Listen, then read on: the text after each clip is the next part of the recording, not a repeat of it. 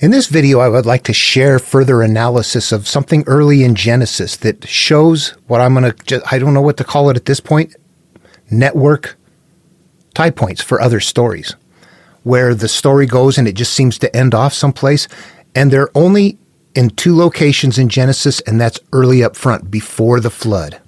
Those two tie points happen. Beyond then, I don't know if it ever happens in the Bible again. But what they're doing is something that was very early on being done in Greek myth as well. Let me describe this one to you. In the story of, it's the voyage of the Argo. It's where Jason is called to go back. He's got to sail to the far side of the world and get the golden fleece, defeat the Hydra, that is how he gets his kingdom back, that he must go conquer that. Well, this represents the idea that because the golden fleece is on the far side of the earth, that means he's got to sail back to the beginning of his time and defeat the monsters that prevent him from getting back to his starting point. The myth is held that way. Well, as they get underway, they're struggling, and this is where the stages of the monomyth begin. They're going to be struggling to leave an island, and that's one of the steps, a struggle to leave the past. What we're going to see in the story, though, is where Hercules loses a friend and leaves the boat, and Jason and the Argonauts, they sail on, and only after that they go through the clashing rocks. Hercules does not go on the adventure with them. He's there in the beginning, but he leaves. He leaves at an island. Now later, Hercules, a story of Hercules reappears where he starts off at the island of the Amazon women, right there. And that's one of the versions of the Argos story, that was the island of the Amazon women. That would represent strong inner qualities that you had a difficult time leaving behind, the strong female inner parts, memories, the struggle to leave those. But what we see, really, from the one story, you see, well, there were two heroes. Jason and Hercules were both heroes, but you don't send both heroes on a hero's journey. So for some reason, you create a starting point. Now, back then, they're making stories. They're doing this. They're going to theaters. They're putting on shows in Greek times. And so as they're going along, they're creating story tie points to continue to break stories off of. Now, if we go to Genesis, we're going to find two places where that happens, but before the flood, when Noah gets called. You don't send two heroes on the flood. What happens? Enoch leaves. Enoch leaves the scene before things go bad and before the flood happens. All right, that's the same motif as the Greek myth where Jason and Hercules both start off, but only Jason goes through the sailing rocks, leaving Hercules behind. We know they created a story tie point there, and you look at Enoch, what do you see? You see Enoch is a called hero. Another template starts there in the same way that it does for the Greeks. But there's one even prior to that, and it's where Eve in the Garden of Eden partakes of the tree of the knowledge of good and evil, but not of the tree of life. What happens if she ate of the tree of life? That's a network tie point. Let's look at it. All right, I've got up on the screen the King James Version, Genesis, and we get down here. I've got it marked out where it starts. 7 right here is where I'm going to pick it up from. And the Lord God formed man of the dust of the ground and breathed into his nostrils the breath of life, and man became a living soul. Okay, that's us being born. Everybody's conscious. And the Lord God planted a garden eastward in Eden, and there he put the man whom he had formed. That is a mental place. That is where the Garden of Eden is we're happy, we're bliss. And out of the ground made the Lord God grow every tree that is pleasant to the sight and good for food, the tree of life also in the midst of the garden, and the tree of the knowledge of good and evil. So there's the first mention of the tree of life right there. Then it goes on, they create the rivers. But then we move on here and find the next reference. And the Lord God took the man and put him into the Garden of Eden to dress it and to keep it. And the Lord God commanded the man, saying, of every tree of the garden you may eat freely, but of the tree of the knowledge of good and evil you shall not eat of it, for in the day that you eat that you shall surely die. Okay, that's the only one he mentioned. The tree of good and evil, you can't eat of it. He did not say the tree of life. It would have been okay to eat from that. And look at the story. Did they die? They ate of the tree and didn't die physically. What is this? It's a spiritual death. You're now losing connection with just living through your pure self. You're now going to be living through your memories. However, what happens? We get down into 3, and here we have the life temptation. Eat the tree. You won't die. Go for it. Live life. Have experiences. That's what eating of the tree is going to be. Spiritually, we're talking about consuming from life's experiences. And what are we going to gain from it? And when the woman saw that the tree was good for food and that it was pleasant to the eyes, and a tree to be desired to make one wise, she took of the fruit thereof and did eat, and gave also unto her husband with her, and he did eat. So he was with her the whole time. You know what, though? Read it carefully and think about it. This actually means this is our desire to go experience life. It's tempting. It's all those things. We're little children. What are you going to do? You're going to go live life. You're not going to sit there and say, I'm just going to be a little child. This fits somewhere in our life experience. And he didn't say anything, but this represents the temptation of life. We have now learned something, that life is not okay. I'm now hurt. I'm not that naked, unashamed little kid anymore. Now I've learned bad things about the world. And the eyes of both of them were opened. We're no longer innocent children. And they knew that they were naked. And they sewed fig leaves together and made themselves aprons. This represents the idea that we are spiritually covering ourselves. What is that? That's shame. I now have things I'm going to hide from you. I don't want you to know these things. They hurt me. They're shameful. That actually hurts us. Then we get down here. And so the Lord God made skins and clothed them. So, yep, there we are, covered in our garments now. And the Lord said, Behold, the man has become as one of us, to know good and evil. And now, lest he put forth his hand and take of the tree of life and eat and live forever.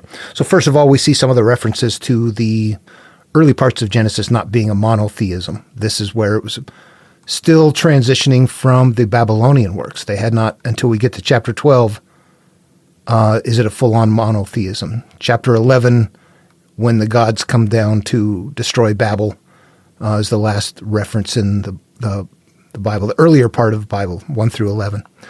Anyway, to know good and evil and put forth his mind in the tree of life. He doesn't want him to have the tree of life and live forever. I don't know why that is, but there's a tree of life. You're going to live forever. This is about this world.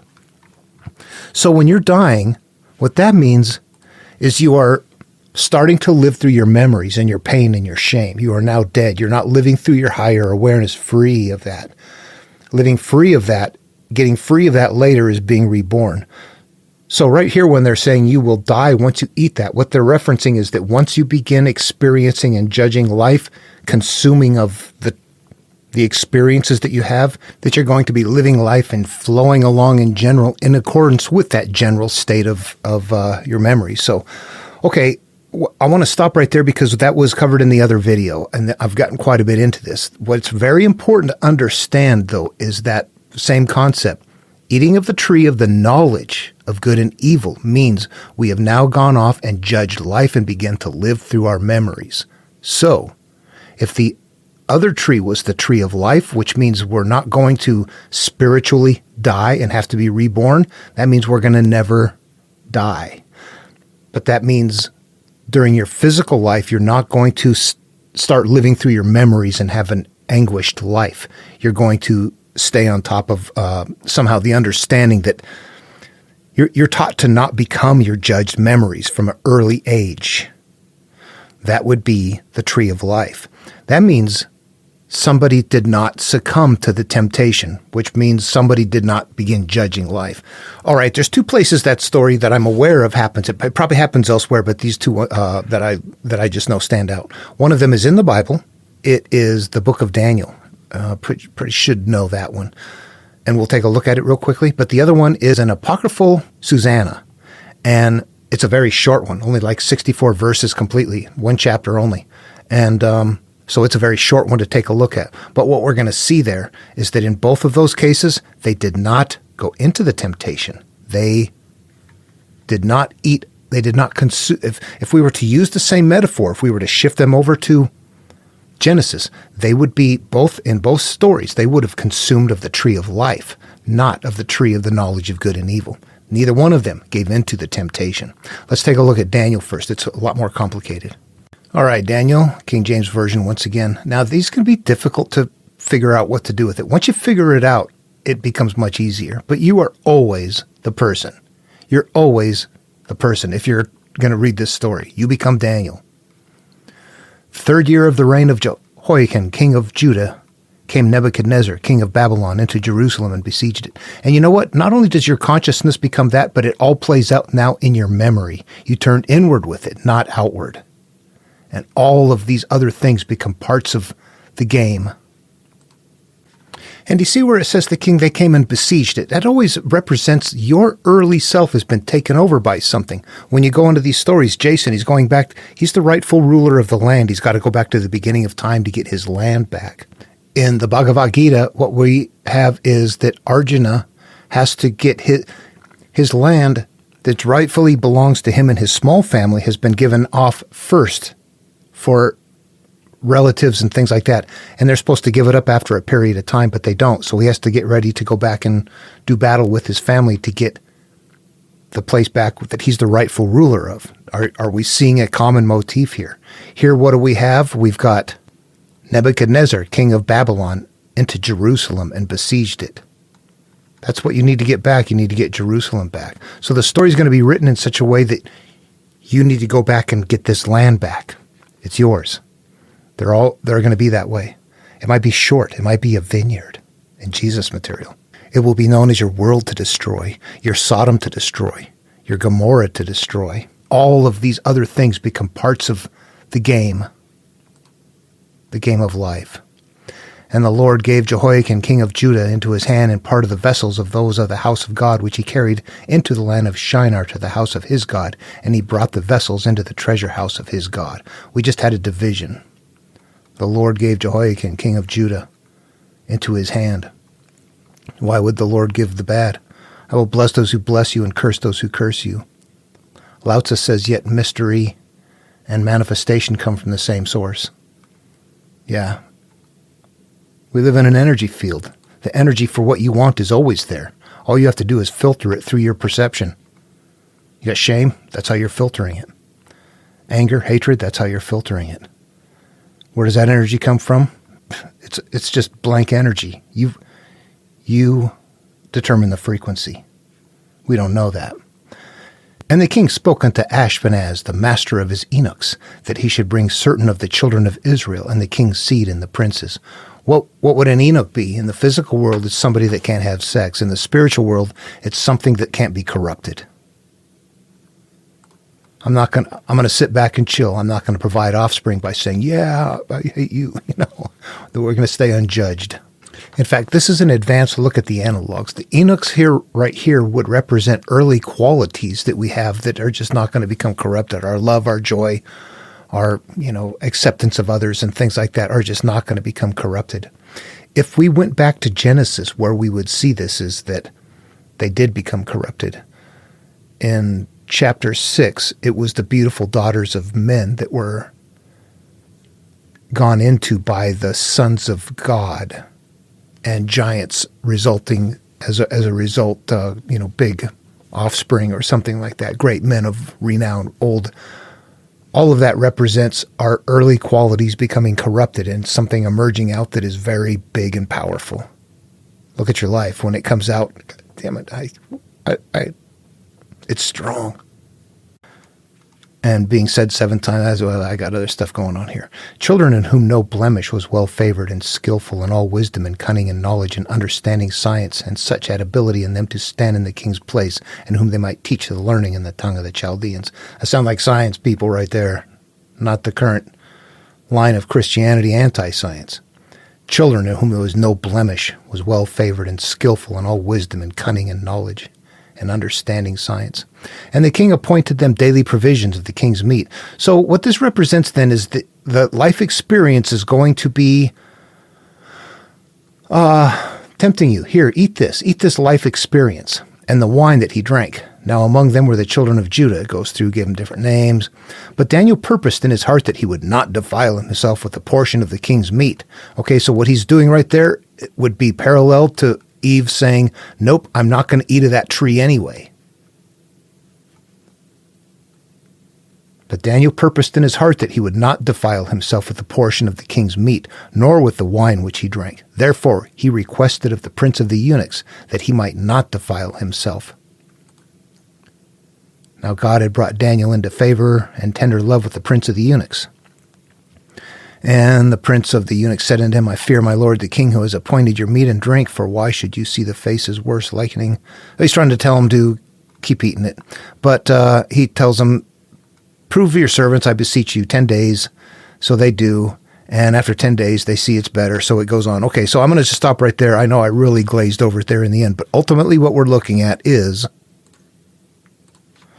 the idea, then, that temptation is going to happen. Here, eat this life experience. Eat from this tree of knowledge of good and evil. Nope, I'm not going to. I'm going to eat from the tree of life instead. So that right there is where it branches off of that. Also, there's something very subtle in there. There's something that happens in stories that it's a struggle to leave the past. The biggest place I can see it is in the monomyth Exodus. I can go through that. But where the struggle to leave the past is represented in the idea that Moses wants to go, but Pharaoh won't let them. But God is like intervening somehow partially back and forth and sends plagues. So we're going to have this cyclical pain. Plagues. Pharaoh says you can go. But then God hardens Pharaoh's heart. So it's like, I'm going to help you leave, but after I send plagues to help you escape, I'm going to turn right around and make Pharaoh change his mind. So I'm screwing with you. There's this really big struggle to leave the past. 10 plagues. You can go, no, you can't. You can go, no, you can't. You can go, no, you can't. So that right there is represented. Right here, we saw it very short. He tells the eunuch, I don't want to eat the king's meat. And the eunuch says, I think you really should. We're supposed to. And Daniel says no. So there's not an instant give in. That represents our struggle to leave the past or to change habits or to get out of situations. We just keep falling back into them. If we go to Susanna, what do we see? All right, not King James Version. It is apocryphal. It's not in the King James. There dwelt a man in Babylon called Joachim. Where did we just have the king from? Babylon. And he took a wife whose name was Susanna, the daughter of Chelcias, a very fair woman, and one who feared the Lord. Her parents also were righteous and taught their daughter according to the law of Moses. Now Joachim was a rich man and had a fair garden joining into his house, and to him resorted the Jews, because he was more honorable than all the others. The same year were appointed 2 of the ancients of the people to be judges, such as the Lord spake of. The wickedness came from Babylon, from high judges who seemed to govern people. All right, so what we have up here, let me slow down a little bit. What we have is the Susanna and her husband, Joachim, the great rich man, had a fair garden. That would represent Adam and Eve. Joachim, Adam, Eve would be Susanna. Susanna is who we're going to go pay attention to. Joachim, the consciousness is not going to really be there. We're going to be looking at this from the perspective of somebody who's looking at the inner self. And the garden, the fair garden, that's where we reside. That's our mind space. That's our Eden. Fair garden, Eden. Is it all lining up? He resorted to the Jews because he was more honorable than all the others.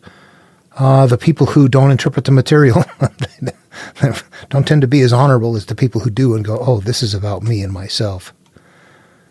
Then we've got a couple judges here. These kept much at Joachim, and they had any suits. Law came into them. Now, when the people departed away at noon, Susanna went into her husband's garden to walk. So she's now in the garden like Eve was in the garden, and the serpent came. And the 2 elders saw her going in every day and walking, so that their lust was inflamed towards her. They represent the temptation of life, the serpent. And they perverted their own mind and turned away their eyes, that they might not look unto heaven, nor remember just judgments. And albeit they both were wounded with her love, yet durst not one show another his grief. So they both had the hots for her, and they didn't tell each other. For they were ashamed to declare their lust, that they desire to have to do with her. Yet they watch diligently from day to day to see her. So they're still lusting. And the one said to the other, let us go home now, for it's dinner time. And when they were gone out, they departed the one from the other. And turning back again, they came to the same place, and after they had asked one another the cause. So they took off, went different directions, came back, and caught each other returning. What are you doing here? What are you doing here? They acknowledged their lust. Yeah, I got the hots for. Me too. All right, then. They appointed a time, both together, when they might find her alone. Let's come back together and do her. And it fell out as they watched a fit time. She went in before bed with 2 maids only, and she was desirous to wash herself in the garden, for it was hot. So she's got herself bare in the garden, in the water, and temptation is watching her. That's your naked inner self as a child, being watched by life's temptations. And there was nobody there save the 2 elders. They hid themselves and watched her. And she asked her maids to go get some stuff, and as she did, and shut the garden doors, they went out themselves and abandoned them. But they didn't see the elders because they were hidden. But when the maids were gone, the 2 elders ran up and ran to her, saying, Behold, the garden doors are shut, so no man can see us, and we are in love with you. Therefore, consent to us and lie with us. Give in and screw us. If thou won't, we will bear witness against you. We'll lie about you, that a young man was here, and that you did send away the maids. Then Susanna sighed and said, I am straitened on every side, for if I do this thing, it is death unto me, and if I do not, I cannot escape your hands. So it goes on. There's this little bit of an argument. It goes on. The wicked men commanded to uncover the face, for she was covered, that they might be filled with beauty. So she was brought before the council. And it came to pass the next day when the people were assembled to her husband Joachim, the 2 elders came also full of mischievous imagination against Susanna to put her to death, and said to the people, Send for Susanna, the daughter of Chelcias, Joachim's wife. And so they sent. And she came with her father and mother, her children and her kindred. Now Susanna was a very delicate woman and beautiful to behold. And these wicked men commanded her to uncover her face, for she was covered, that they might be filled with her beauty. Therefore her friends and all that saw her wept. And the 2 elders stood up in the midst of the people and laid their hands upon her head. And she, weeping, looked up toward heaven, for her heart trusted the Lord. And the elders said, As we walked in the garden alone, this woman came in with 2 maids and shut the garden doors, and then sent the maids away. Then a young man who was there hidden came unto her, and they had sex. Then we that stood in a corner of the garden, seeing this wickedness, ran unto them. And when we saw them together, the man we could not hold, he was stronger than we. He opened the door and leapt out. But having taken this woman, we asked the young man who he was, but she would not tell us. These things we do testify. And the assembly believed them, as those were the elders and judges of the people, so they condemned her to death. Then Susanna cried out with a loud voice. Okay, so what happens? The Lord hears her voice. Daniel comes. Then Daniel said to them, Put these 2 aside, one far from the other, and I will examine them. So he separates them, and they get down here. If you saw her, tell me under what tree you saw the company from. And he answered, Under a mastic tree. And he asked the other one, who said, Under a holm tree. So then Daniel said, Well, you also have lied in your own head. So what happened here is that the story goes all over the place, and it sounds like a big thing that's really happening. But what it represents metaphorically is the idea that life temptation has come after us, but we judged it and we've separated ourselves from it. That in both cases, both in the Daniel story and in this case where Daniel is protecting Susanna, you can see that they're linked together somehow in the background.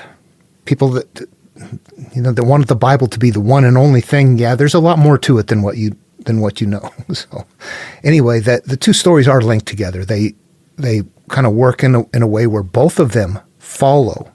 Both have Daniel, but both of them follow the same concept as if the temptation didn't happen, as if Eve would have eaten from the tree of life as opposed to the tree of the knowledge of good and evil. In cases down here, we've got story networks happening. If we go back to Enoch, again, we're going to see Enoch taken out before the flood. Hercules, before going through the clashing rocks, you don't send 2 heroes on a journey. Enoch out before the flood, you don't send 2 heroes on a journey. Network story points, but you interpret them and you have to see them. What's that thing left dangling there? Where did Hercules go? How come he left? What about that tree that you could eat from but didn't, and now it's guarded the way back to what about that tree? These are all things that are meant for us to examine and look at, I believe now. They're tricky, but they're confusing. But when you understand what they are and they're analogous and you can shift them around and interpret them, suddenly they make sense as mental concepts. But it's very old and it's hard to get your head wrapped around. So I get that. Anyway, I hope this was helpful. It's more complicated than some of the other videos. So hope it made sense. See you in the next one.